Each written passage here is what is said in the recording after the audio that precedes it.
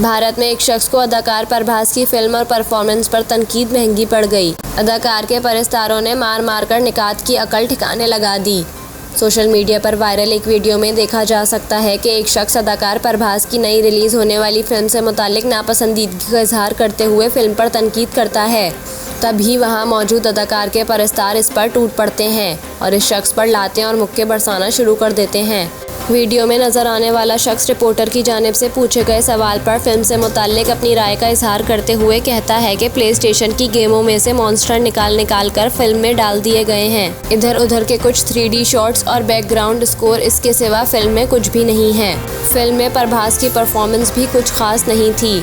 अभी वो शख्स रिपोर्टर से बात कर ही रहा होता है कि वहां मौजूद अदाकार प्रभास के परस्तार इसे मारना शुरू कर देते हैं। बादअज़ां कुछ लोग बीच में पड़कर इसे अदाकार प्रभास के परस्तारों के चुंगल से बचा लेते हैं।